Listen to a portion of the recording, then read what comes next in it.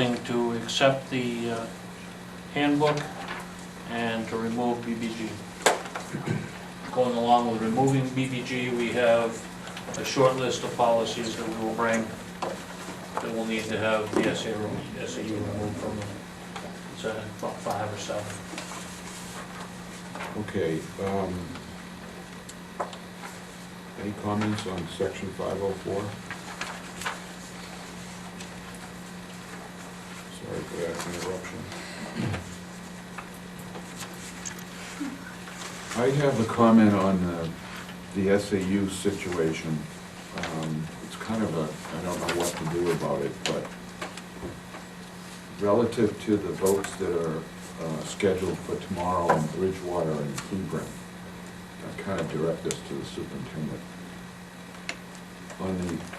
On the chance that those votes pass and on the chance that the withdrawal occurs, would we need to reestablish the SAU? Depending on the makeup, you'd actually could potentially have to establish a new SAU. Or it would be a very different SAU. Right, so right now, So this would Your still be cool to do?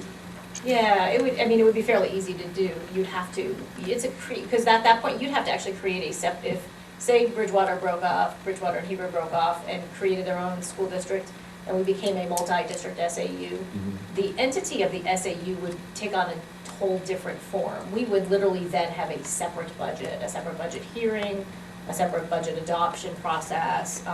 We as employees would become our own entity. We would not be paid out of the newfound school district. Right. We'd be paid out of the SAU. So it would be, So you it think would be a whole separate, different process. So it would have to be reworked in any case? Any case, Is what absolutely, you're saying? yeah. Okay, so then I'm comfortable with. It wouldn't, the newfound district just wouldn't be modified to only include the 3 towns that were left? I mean. So if 5 Bridgewater and towns that Hebron were left. withdrew and you went to some other SAU office, you'd also have to actually withdraw from the SAU. But- It's a Yeah, two-step but the process. first year would They have be to stay with required the to SAU the be first here. year. So you'd have to reinstate it in its existing form, or as you're suggesting, in its modified form. Yeah, And that's probably the right answer, because you clearly have to have separate budgets. exactly, yep. So I guess I'm comfortable But with most likely not in that first year, though. You would be doing the study to look at all those Right, pieces. the first year is just the study. Most likely, your other towns would not see, everyone will have their opinion on it. No, but the first year after withdrawal, they must stay with the SAU. Yes, but you would not be changing it's not really a corporation, but the makeup of that existing SAU. And I believe also if you wanted to withdraw from the SAU, that's a whole separate warrant article, a whole separate vote, and a whole separate process. Yeah, this is just a study. This is a Yeah. study of the possibilities and the expenditures that are going. Yeah, the withdrawal has to go to all 7 towns. You got it.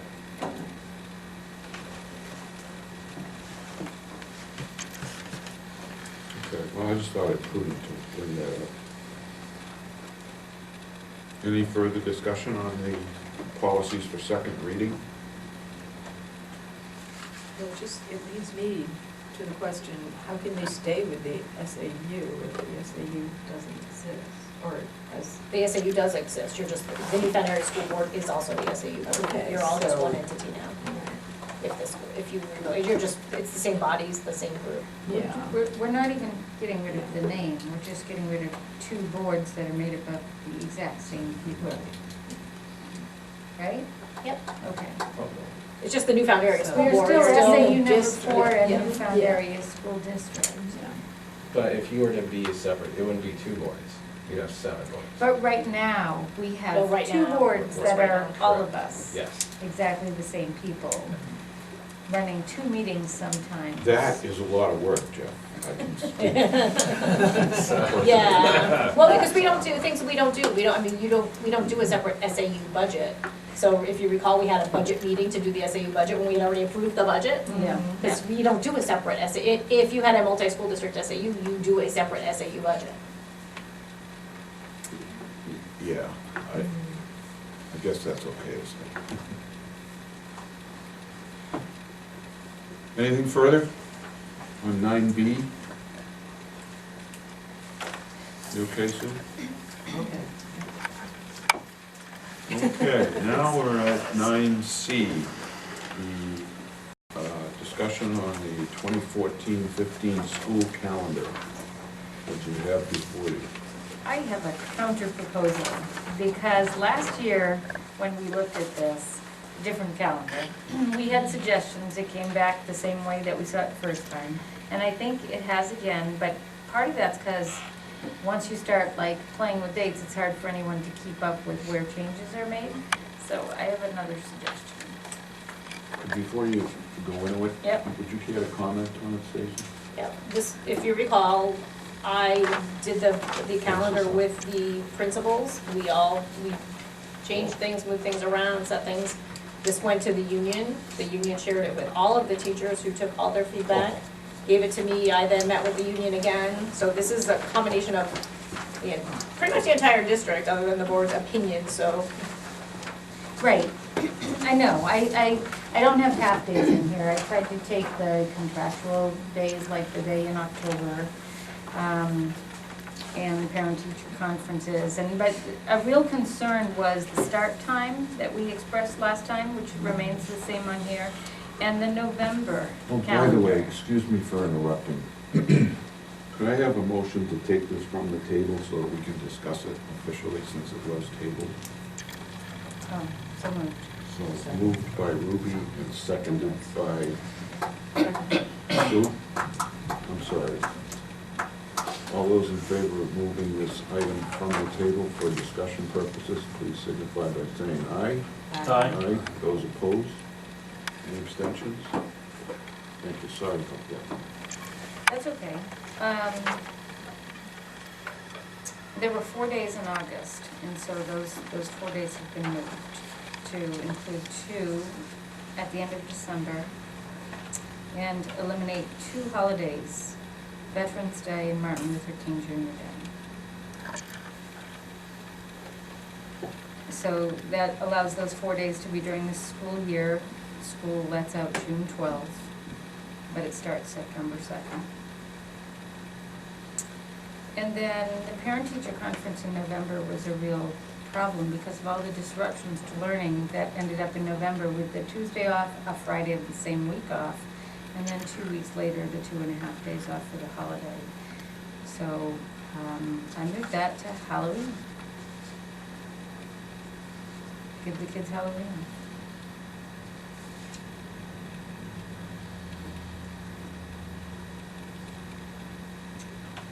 So those are the, I wasn't sure if I should write on the original and just copy it, but that's so messy and hard to read, so I figured maybe side by side possibilities would make more sense. I like this schedule. Why did the parent-teacher day not work on the 7th 7th of, November? because they've got 2 days off in that week, Tuesday and Friday. And that was a long conversation we had, because we actually talked about it the week before, the week after. The teachers actually asked for that, saying they'd rather have a full week, a disrupted week, and a full week than 2 disrupted weeks.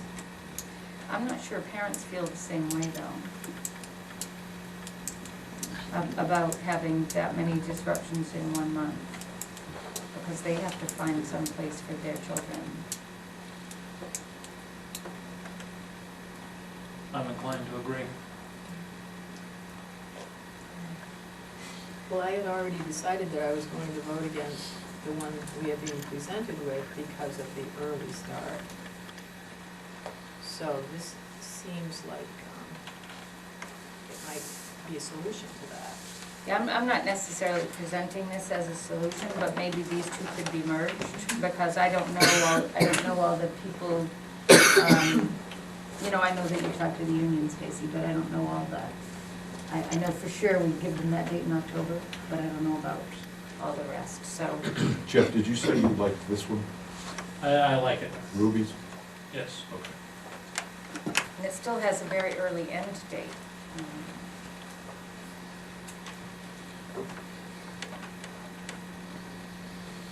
Because it seems like year after year we give up August and we still. So I'll have to go back, because there's gotta be something missing, because We can't get out one day less and start 3 days earlier. Well, the two I have to- holidays.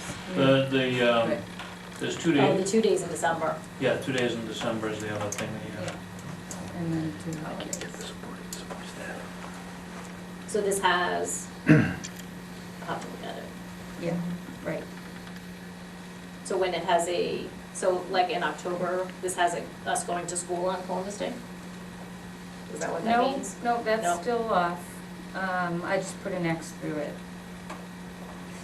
So it's got the teacher workday that Friday and then the holiday on the 13th.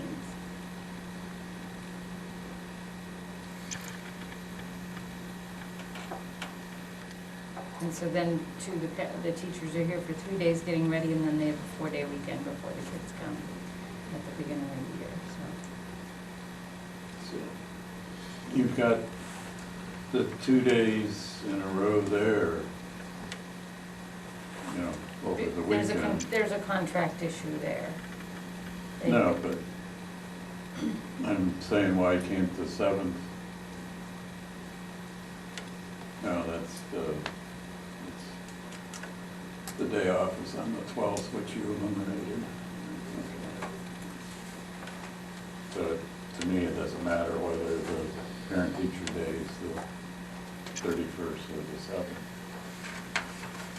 There So- just weren't as many disruptions. I have to look, I in- think, for some reason I'm thinking, is Veterans Day, there's a couple holidays that were required to take off. And I think Veterans Day may be one of them. Oh. There's a couple that were required that were not allowed to. I think it's Veterans Day and Memorial Day, I think are 2 of them. Oh. See? Yeah, there's Told some you I that, didn't know yeah, there's some that are required by law. Yeah, But I mean, that 1 day isn't putting us before Labor Day, it's not giving us 2 extra days of Christmas vacation. It's not giving us that week, it's all busted up. So the other thing I would add is for your students going to vocational, it's gonna miss, that's 7 or 8 days of vocational programming. They will be missing. How many vocational students are there? Plymouth is starting, Plymouth, I No, think, how many students are there? oh gosh, what do we send over to the program? 30 or 40, I would say. But 8 days of that program is a lot at the beginning of the year. It's pretty significant.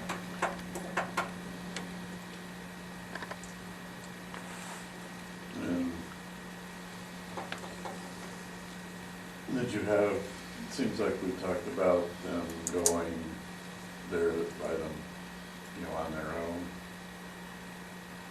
Isn't there some discussion on that? We discussed that And then last. they finish, on their own, don't make it 12 the last day of school. I don't know. Ended up in the bus or something. Yeah, I mean, they Yeah. would, any student, I suppose, could find their own transportation there. But I'm guessing most of them wouldn't if they didn't have to come to school yet. I would have to have, I would want to have a conversation with Plymouth on that and what they would consider and look at for that. Because they're actually starting the week before my projected calendar. And they were fine with that. They will, you know, I think they could work 2 or 3 days, they can manage that. But not they, I think it may be an issue for them to miss the entire, a week and a half. Because remember, that's when you're doing all your introductory stuff, your safety assessments, they're doing all of that in those courses, and for them to then have to turn around and redo it for our students would take away from programming.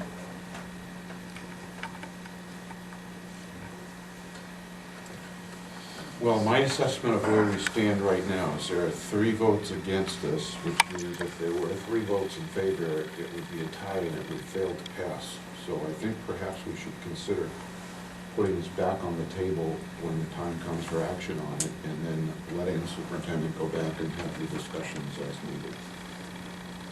Any further comments on the calendar at this point? Please keep Ruby's attached to the proposed calendar in your file so you have reference information on it. Nothing further? Okay, I'll entertain that motion from Ruby when the time comes. We're now down to 9D, field trip approvals. 3 field trips in your packet. All our repeat field trips, they've all done them before. One is a 5th grade from Bridgewater and New Hampton. They're going together to Boston to do the Freedom Trail on Question on that, 5/20. Don? only one principal signed off on it. Because I'm guessing Jason did he was the one who filled out the form, so Dana did the sign off. Usually it only has one principal's signature when it comes Yeah. to. I'm pretty sure that Ann agrees to it. I know, but usually there's only one school going. I have an issue with this form, and I think it needs to go before policy. Again, we just redid I know, I it. thought that. I didn't notice that we were asking for a subscriber's social security number on the field trip parental consent form anywhere. Where are we? On the field trip parental consent form, That's actually not a district policy form, that's a school form. yeah, that's, we can't do that. Where are we? Oh, Yeah. right. I've not actually seen these forms before, so this is Yeah, actually just a school level form. I would agree. The policy Yeah. number may happen to be the same, but most of them aren't anymore. I will follow up with that, Jeff. Yeah. Does that have to go to policy? You can just delete it, No, right? those are just a field trip form that schools go to. Although I guess it would roundabout get to us through the handbook, because it's probably in the handbook. I don't know, I don't think it is in the handbook. I But think I'll that's look the at only them. form that asks that, having completed many Yeah. parental permission forms, Yeah. that's the only school that asks for the social That's security correct. number. So again, it's one of those things, maybe we'll look at district-wide, because we probably should have a consistent one form through the district. Yeah. Yeah, you could make a recommendation on that. You know, can we go back to the first request? I always wonder why, and I brought this up before, why do we have field trips for 5th graders, but only for one school or 2 schools? Because they're gonna merge the next year, so this is a great field trip, why aren't they all the 5th graders going? Yeah. Then they've got, some exposure to one another, so when they meet up in 6th grade, they go, oh, So I one- eat lunch with you. One of the things I have been doing is, so at the beginning of the year when we were talking about field trips and we started this dialogue down the road of field trips, I asked all the principals to pull together what classes and what grades went into what field trip. And so I now have, the elementary school has been meeting monthly, the elementary principals, to try to get some consistency across that, because that's exactly the same question I had was, so we also are inconsistent, so we might do a field trip in 3rd grade for one topic and in 4th grade for this same topic, Yeah. trying to be consistent, so we're working on that. I don't think they have to go to every field trip together, because geographically. Geographically, you you know, can't, but they should have the Yeah. same, if it's a common, a shared learning experience, they should all have And if that. it's a big one Or, like this, yeah. yeah. Any further comment on field trips? I had a Don? concern about the cost for the high school going to New York City. Doesn't Boston have, theaters that they could go there instead of New York?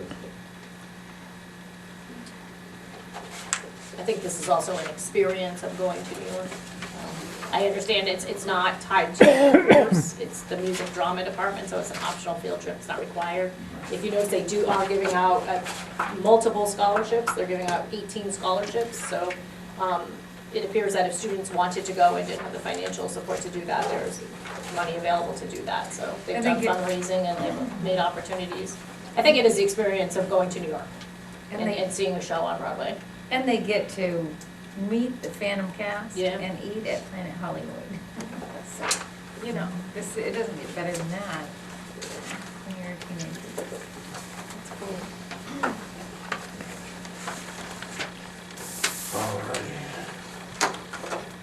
No further input on field trips?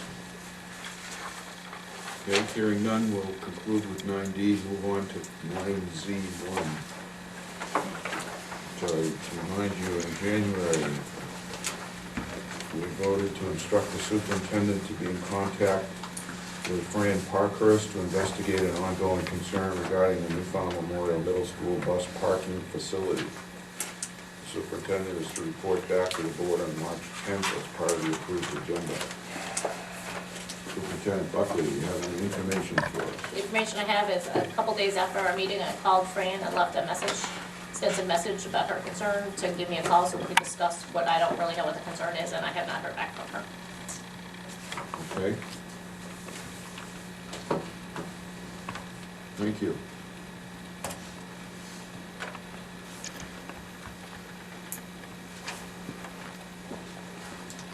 That brings us to section 10 of our agenda,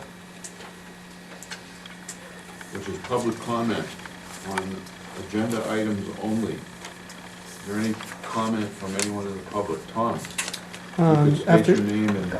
Tom Caldwell from Bristol, and after hearing the policy discussion, on two of the policies, I did have some comment.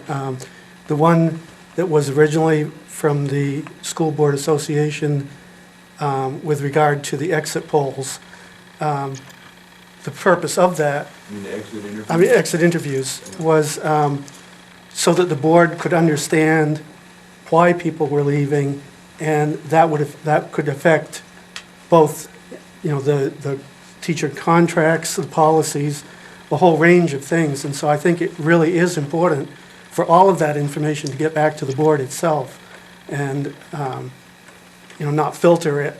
It's important for the superintendent to be aware, of course, as well, but I think it's really important, even if it's something the board does not have direct control over, it's still important for the board members to be aware of what these concerns are. So that's my comment on that one. On the right to know, I hadn't noticed this in the past, but this is an old policy originally. I don't understand why it's up to the superintendent to approve a request, because by state law, people can request this information, and the state law outlines what information is available and what isn't available, and why it goes to the superintendent for approval before they can get that information.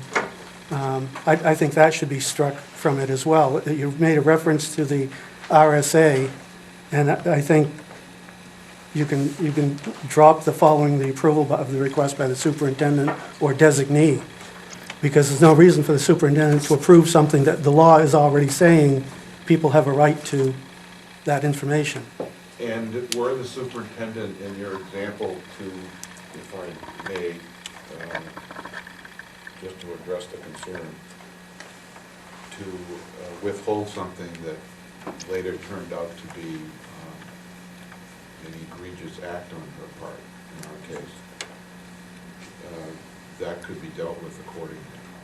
I think the intent there is for the superintendent to be aware of what actually is. And that's very important, that she is aware of what the request It is. doesn't say approval. It says the request is made of the superintendent's office. It says following the approval of the request by the superintendent. Where is that? Number 2.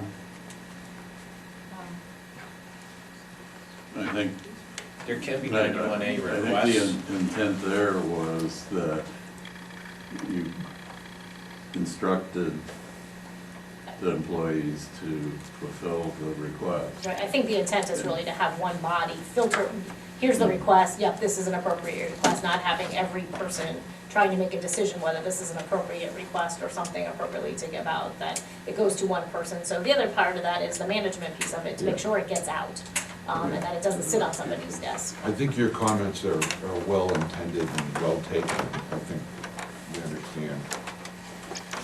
Sometimes we have to hire legal counsel for certain personnel issues, some items have to be redacted. There's a lot of pieces of that puzzle that someone could say, I want to see all the personnel files for Well, that's- Mike. And That's restricted anyway. Right, but and then we should have a response for why we can't, and that would be the approval of that request. We could change that line and say, well, not even that. it says they'll be accommodated by district personnel, but you direct district personnel. Right. So we could just change that to say those requesting access will be accommodated by the superintendent or designee. However, inspection of records will be limited. And then you don't personally run the copies, but that you have to, they have to make the request of you. Well, we can certainly bring it back to policy. Right, so, we can word it Public somehow, input. so it's not approval, but, That's why we have public input at this point, is to take these things into consideration with consideration for those in the know. Thank you, Tom. Is there any other public input on other matters on the agenda this evening?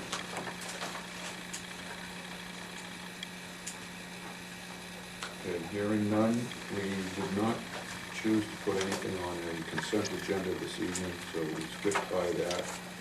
And we'll go right to item 12, action items on discussion. I don't think we need to take any action, everything will just come back to policy, we'll take another swing at it. Okay, so action on item 12A is a move to table the discussion, or table these items to send them back to policy. Or move to return to policy for Okay, we can do it that way. modification. Move to return to policy committee for further review. Is that okay, Don? Your motion? Or both? Don moved it, are you seconding it, Paul? I'll second. Okay.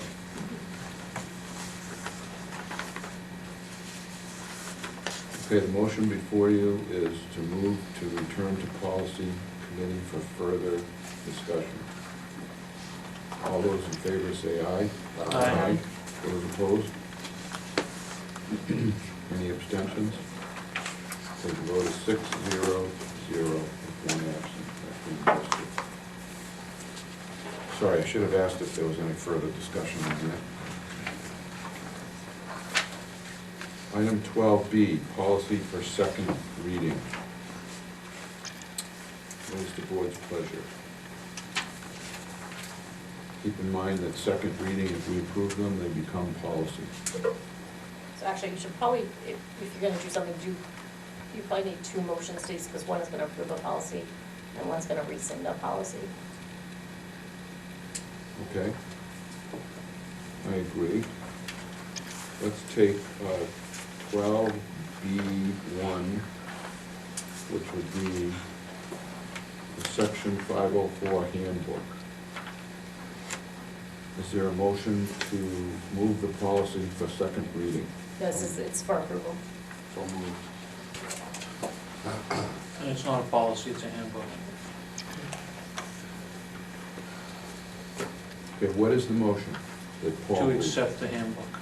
Okay, second reading. Paul's gotta get his name on these, it's his last 7 minutes. Move to accept the handbook as presented. That is the motion before you, made by Paul, seconded by Jeff. Is there further discussion? On item 12B, all those in favor, on 12B1, all those in favor of accepting the handbook as presented, signify by saying aye. Aye. Those opposed? Any abstention? Okay, motion passes 6-0-0. One absent. Okay, now we'll take up item 12B2, which will be to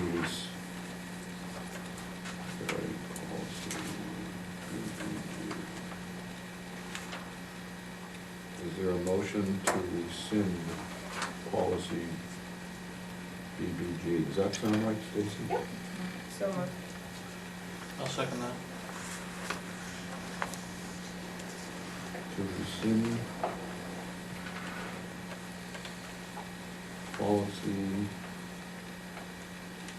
BBG. Moved by Ruby, seconded by Jeff.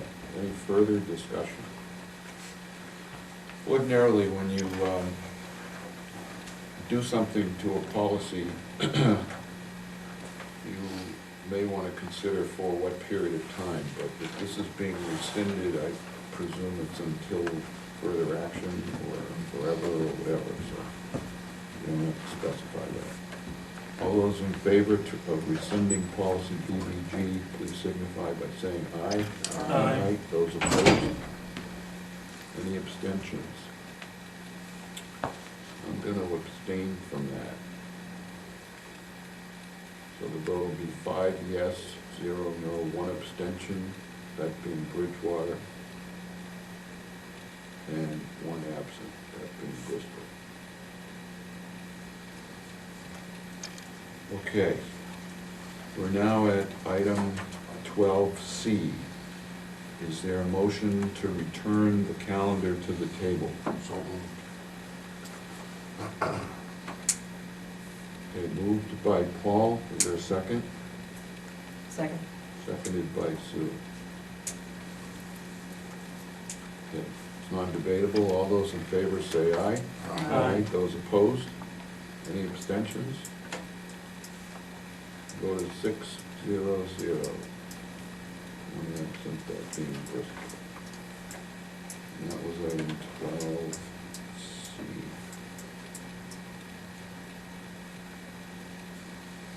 Okay, that brings us to the field trips. Is there any objection to taking all 3 for approval at one time? Hearing none. Not 4? We're at 3. Okay, Paul has moved to accept the field trips as presented. Is there a second? Second. Seconded by Ruby. Any further discussion? Hearing none, all those in favor say aye. Aye. Those opposed? Any abstentions? Vote is 6-0-0. 1 being absent, that being Bristol. Yeah, use the whole form this week.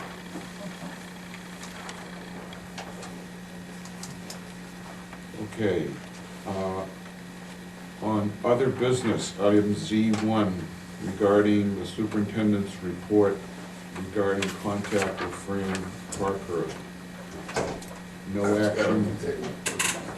action is necessary unless there is some comment on it.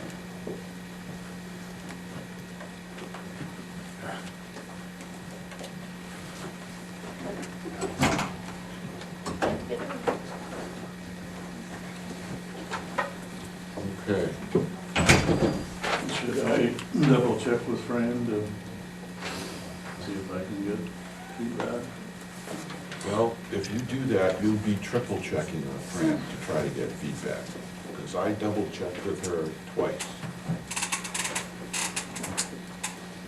It must not be a pressing issue. Apparently it's not, but we're on the record as having attempted to address it. Which was the whole reason for the original motion. That brings us now to item 13, which are manifests. Yes. Does anyone have a report on manifests? I would move to approve the manifest for the month of January 2014. If anybody's been here to do February. Was it January on the table at our meeting that you did, Jeff? I was up to date, so that would have been February. Yeah, at the last meeting, you had completed January, but I had not. So So now I- I've completed January. And I completed February. So you're still a month ahead of me. So good. Okay, the motion before us made by Sue, is there a second? Second. Seconded by Paul, is to approve the manifest for the month of January. Any further discussion? All those in favor say aye. Aye. Those opposed? Any abstentions? The vote is 6-0-0. 1 absent, that being Bristol. Okay. We are now at announcements. I have a couple. First of all, I would like to inform everyone that I have decided not to accept election to the PLT Board of Property Liability Trust Board, to which I was elected in December. Our next meeting is Thursday, unusual day of the week for us, March 20th at 6:30 PM here. That is our organizational meeting for the newly elected members, or with the newly elected members of the school board. It's here, is that what you just said? Yes. Okay. There are some outstanding board evaluations due from the school board. If you could, to either get them back to me prior to March 20th, or bring them with you that evening, preferably sooner, I'd appreciate it. And final announcement I have is that the New Hampshire School Board Association and the Business Industry Association is sponsoring a luncheon this Friday in Concord at the Holiday Inn on Common Core and the misconceptions that are related to it, I guess, to clarify that. This is for board members only. If you can attend, I would urge you to do so. I would, but I can't. Are there any other announcements that anyone else may have? I have two. Don? Flora Braley, who was a longtime SAU employee and died, and her funeral was last weekend. And the other announcement, just a reminder, is that the Data Task Force information has been updated and it's out on the website. And we've added one more spreadsheet that shows the history of our expenses and budget, similar to the comparative information with the cohorts, going back to the 2009-2010 school year. And one of the things that I noticed on that spreadsheet was that it showed the history of the pay that the teachers received. So that's up for vote tomorrow, and I guess it's more for next year. So most people won't be able to look at it before they vote, but that would provide some analysis and input in making their decision. And I'd like to thank Mike for all the effort that he put in updating the spreadsheet and creating the new ones. Which is now called version 9, B9. Thank you. So, Anyone else? Yeah, Ruby. I just want everyone to come vote, and, you know, we have a couple of big things, of course, on the warrant, but we do have a 3-year teacher contract, which will provide a lot of stability for people in this district, and raise the bottom pay from $34,000 to $36,000, which is not a huge jump. That would be the change in that entry-level position after the 3 years. And my first and second grade teacher is turning 97 next week, and she and her husband were on the Danvers School Board before their Newfound School District was founded, so that's a big deal for people of our town. She taught in Alexandria before she taught in Danvers. She taught in a one-room schoolhouse where every student except one was an Ackerman. And they weren't all related, but they weren't all from the same family, but yeah, she loved it there, so.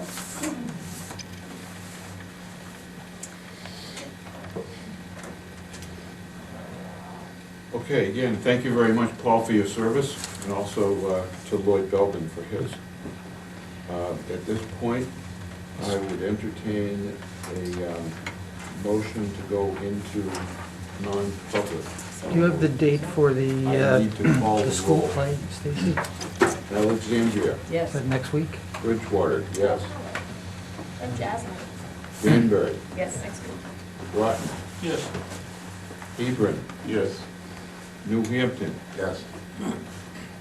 thank you very much. We will go into non-public at 8:05 PM and reconvene back here.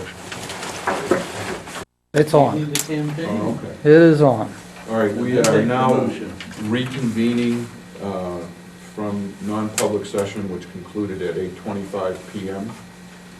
And I will now entertain a motion to conclude our business for this posted meeting. Is there a motion? A motion made by Paul,